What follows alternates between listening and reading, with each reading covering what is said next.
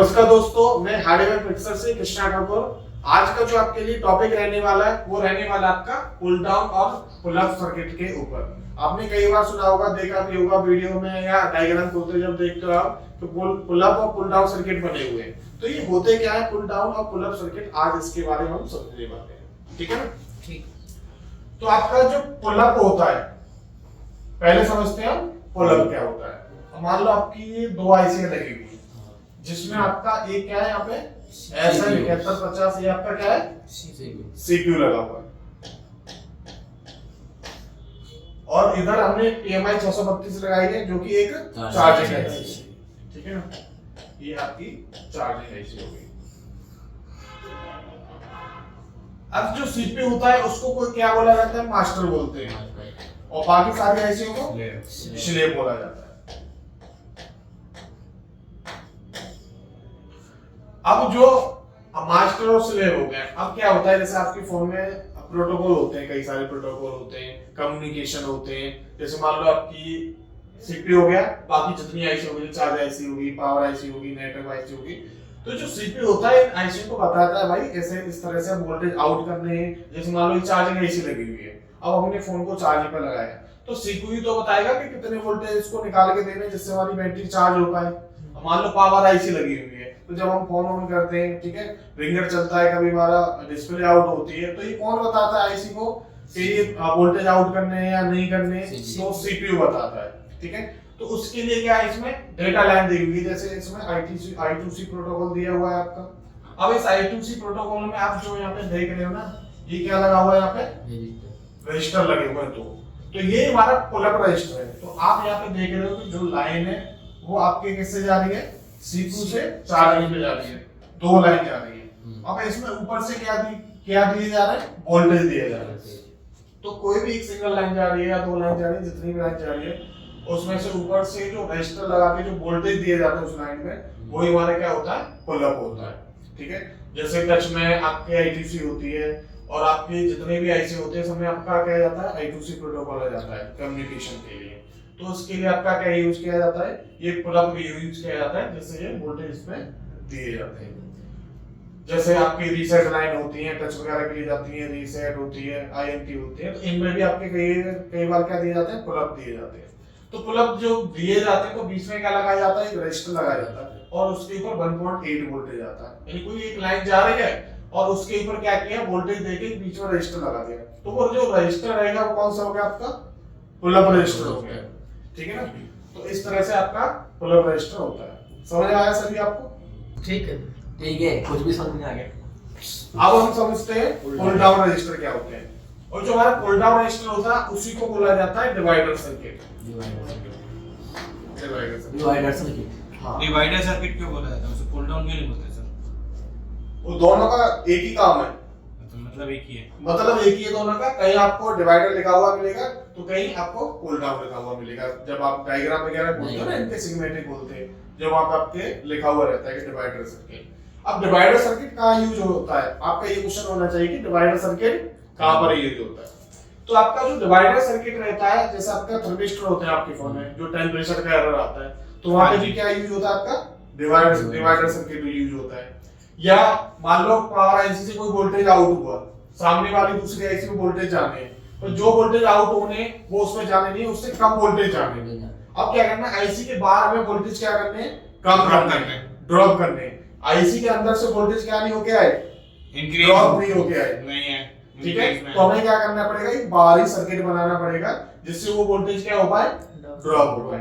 तो यहीं पर क्या लगाए जाते हैं, दो रजिस्टर लगाए जाते हैं। एक रजिस्टर सीरीज में लगाया जाता है और दूसरा क्या लगाया जाता है, पैरेलल में लगाया जाता है। तो इसका क्या होता है, कैलकुलेशन होती है, उस कैलकुलेशन के आधार पर ये रजिस्टर लगाए जाते हैं, और जितने वोल्टेज देने होते हैं हमें आउट में, जैसे मान लो 1.8 वोल्टेज आ रहे हैं, तो आउट कितने हो रहे हैं, यहाँ पे 0.9 वोल्टेज कितने निकल रहे हैं, 0.9 वोल्टेज। अब यहाँ पे 0.9 वोल्टेज निकाले गए हैं, तो यहाँ पे क्या लगा हुआ है, अब एक फॉर्मूला होता है इसके लिए, रजिस्टर को कैलकुलेट करने के लिए कि कितनी वैल्यू को लगाएंगे तो कितने वोल्टेज क्या होंगे, आपके आउट होंगे। तो यहाँ पे आप देख रहे हो 100 के और 100 के दो रजिस्टर लगे हुए हैं। तो जब भी सीरीज और पैरेलल में सेम वैल्यू के रजिस्टर होते हैं, वो वोल्टेज आपके जस्ट क्या हो जाते हैं, हाफ यानी आधे हो जाते हैं।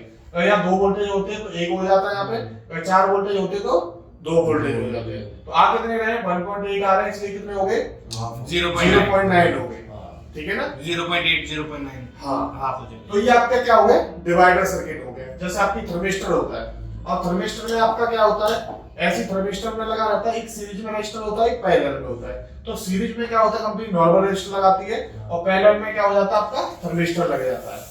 जैसे आपके सब बोर्ड में रजिस्टर लगा हुआ आता है, थर्मिस्टर लगा हुआ आता है, तो आपका जो ये सीरीज वाला रजिस्टर रहेगा, ये मेन बोर्ड में लगा रहेगा, और जो थर्मिस्टर में क्या रहेगा, ऊपर से एक लाइन आएगी पट्टे द्वारा, सब बोर्ड में जाएगी, उसमें जाके ये रजिस्टर लग जाएगा, ठीक है। अब सीपीयू जो सेंस करता है उस थर्मिस्टर को कैसे सेंस करता है, वोल्टेज ड्रॉप से, ठीक है। जैसे थर्मिस्टर आपका गर्म होता है, अपनी वैल्यू कम ज्यादा करता है, तो उस हिसाब से वोल्टेज भी क्या होता है, कम ज्यादा होता है। अब मान लो 100 के लगे हुए हैं, अगर यहाँ पे मैं 50K का लगा दूं और यहाँ पे 100K का लगा दूं, तो वोल्टेज क्या हो जाएगा, कम ज्यादा हो जाएगा, ठीक है। तो उसकी क्या होती है, कैलकुलेशन होती है, उसके आधार पर ये लगाया जाता है। अगर ये बाई चांस जैसे खराब हो जाए तो क्या दिक्कत आएगी? अगर ये वोल्टेज यहाँ से खराब हो गया, मान लो 100K का ये हट गया, या इसका ये ग्राउंड यहाँ से कट हो गया, तो क्या होगा, जो 1.8 वोल्टेज आ रहा है, अब ये अकेला रजिस्टर कितने वोल्टेज कम करेगा, सारे वोल्टेज तो नहीं कर पाएगा कम, तो इस आईसी पे क्या जाएंगे, ज्यादा वोल्टेज आएंगे।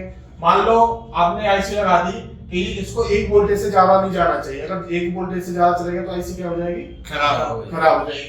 खराब नहीं होगी तो यह पर इसका सर्किट काम नहीं करेगा, ठीक है। तो उस कंडीशन में क्या होगा, जहां पर ये लाइन जा रही होगी, वो जो आगे का सेक्शन होगा वो क्या हो जाएगा, आपका ब्लॉक हो जाएगा, वो आपका सेक्शन कभी भी काम नहीं करेगा, ठीक है ना। तो इसमें या इसमें कोई भी खराबी हो जाती है, लाइन ब्रेक हो जाती है, वो सेक्शन आपका बंद हो जाता है, ठीक है। तो यहाँ पे आपके डिवाइडर सर्किट यूज किया जाता है, जहां पर वोल्टेज कम करने है, यानी आईसी के अंदर से वोल्टेज ड्रॉप होके नहीं आए, हमने बाहर एक सर्किट बनाना है जिससे वोल्टेज कम किए जाए, ठीक है। तो इस तरह से आप, और अगर आपके पास कोई फोन रहता है, ठीक है, उसमें कोई भी प्रॉब्लम आती है, आपको वोल्टेज ड्रॉप करना है, तो आप ऐसे ही रजिस्टर लगा सकते हो। मतलब किस तरह की प्रॉब्लम आती है सर? जैसे अगर मतलब मान लो कि हमने चेक कर दिया सीपीयू ठीक है, आईसी ठीक है, सब कुछ ठीक है, लेकिन फिर भी फोन में दिक्कत आ रही है, तो कैसे पता करेंगे मान लो क्या आपके प्रॉब्लम आएगी? नॉर्मल थर्मिस्टर का एरर आता है, ठीक है। अब जो थर्मिस्टर का एरर आता है वो किसकी वजह से आता है, या तो थर्मिस्टर खराब हो गया होगा, या उसकी लाइन ब्रेक होगी। आपने क्या किया, इस फोन को चार्ज में लगाया, उसमें चार्जिंग का एरर आने लग गया। अब उस कंडीशन में आप क्या चेक करोगे, चार्जिंग सर्किट, हाँ वो चेक करोगे। अब उसमें थर्मिस्टर से आपकी प्रॉब्लम होगी, या आपको कंफर्म हो गया कि टेम्परेचर का एरर आ रहा है, ठीक है ना। अब आप क्या करोगे, फोन को खोलोगे, फोन को खोलने के बाद सबसे पहले आप थर्मिस्टर को चेक करोगे कि हमारा थर्मिस्टर सही है या खराब है, तो इसकी जीआर चेक करोगे। दूसरा आपका जो मेन लगा हुआ है ऊपर, जो नॉर्मल रजिस्टर लगा हुआ, उसकी जीआर लोगे। उसके बाद यहाँ से लेकर आईसी से लेकर और यहाँ तक क्या चेक करोगे, इसका कनेक्शन चेक करो, बीच में नहीं क्या नहीं हो गया, कट तो नहीं हो गया।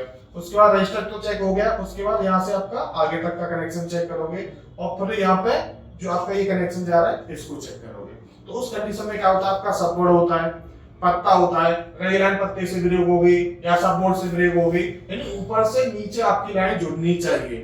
अगर ये लाइन जुड़ेगी नहीं, क्योंकि ये दोनों मिलकर ही आपके रजिस्टर वोल्टेज को क्या कर रहे हैं, ड्रॉप कर रहे हैं। अकेला ये नहीं है कि ये आपने अकेला लगा दिया तो ये वोल्टेज ड्रॉप कर देगा, ये ड्रॉप कर देगा। अगर जैसे 100K का लगा हुआ है, अगर एक ही जगह पे सीधे 200K का लगा दे तो नहीं, ऐसे काम नहीं करेगा। आपको सीरीज और पैरेलल में ही लगाने पड़ेंगे। अगर आप एक ही जगह लगा दो तब भी आपका सर्किट पूरा नहीं होगा। आपको सीरीज पैरेलल में ही लगाना पड़ेगा, कैलकुलेशन करके। अब ये डिपेंड करता है आप कितना वोल्टेज निकालो, उसी हिसाब से आपको रजिस्टर लगाना पड़ेगा। अगर आप यहाँ पे ज्यादा का लगा दोगे, यहाँ पे तो आपको लगाना पड़ेगा। अब कितनी ज्यादा का लगाओगे, कितना वोल्टेज कम करोगे, क्योंकि कुछ वोल्टेज ये रोकेगा, कुछ ये वोल्टेज को क्या करेगा, ग्राउंड करेगा। ये कहाँ संभालेगा वोल्टेज को, इसे भी तो कहीं फिक्स करना होगा, ठीक है। तो वो वोल्टेज क्या होता है, कुछ रोकता है और कुछ ये क्या कर देता है, ग्राउंड में डाल देता है, तो उसकी वजह से आपका वोल्टेज क्या हो पाता है, ड्रॉप हो पाता है, ठीक है। और यही आपका थर्मिस्टर का एरर आता है। यहीं से आपको चेक करना है कि ये रजिस्टर खराब हो गया है, इसका ग्राउंड उड़ गया, या ऊपर से लाइन आ रही है, ये आपका मेन बोर्ड में लगे रहेगा, और ये कहाँ लगे रहेगा, आपका रजिस्टर सब बोर्ड में लगा रहेगा। ऊपर से लाइन आएगी, अब कनेक्टर में हो गया है, हो सकता है कनेक्टर कोर्स हो गया हो, वहां से लाइन ब्रेक हो गई हो।